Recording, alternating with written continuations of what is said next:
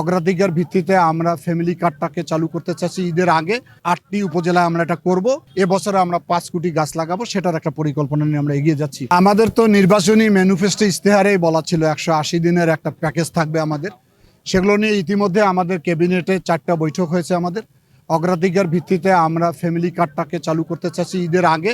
আপাতত পাইলট স্কিমে আমাদের 8টি উপজেলায় আমরা এটা করব। পর্যায়ক্রমে যারা বেশি হতদরিদ্র তাদেরকে আমরা চিহ্নিত করার চেষ্টা করতেছি। পর্যায়ক্রমে আমরা প্রত্যেকটা পরিবারকে ফ্যামিলি কার্ড দিব।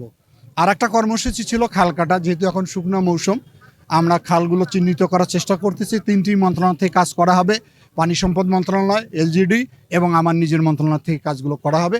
আর আমাদের 25 কোটি যে গাছ লাগানোর পরিকল্পনা ছিল, এবছরে আমরা 5 কোটি গাছ লাগাবো, সেটার একটা পরিকল্পনা নিয়ে আমরা এগিয়ে যাচ্ছি।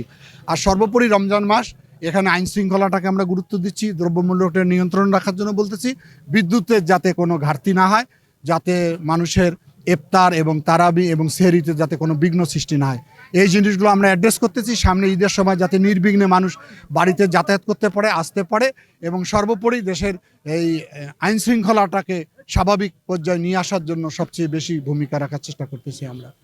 আর আমার কথা বলছেন যে কেমন লাগছে, তখনই ভালো লাগবে যখন জনগণের কাজ করতে পারবো আর কি। আমরা শুরু করলাম মাত্র, তো দেখা যাক কেমন লাগে। পরশুদিন রোববারে আমার প্রশাসনের সঙ্গে বৈঠক আছে।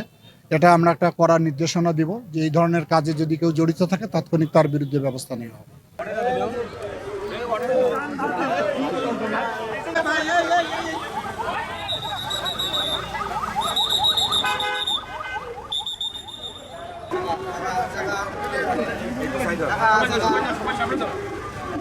রাস্তার গাড়িগুলো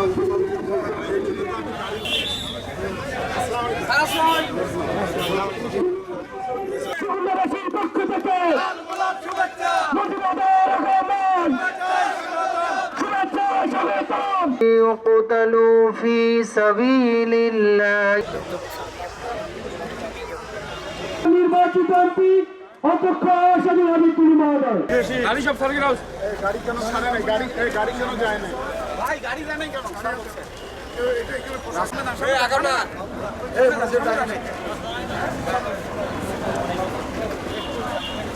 রাস্তা ক্লিয়ার।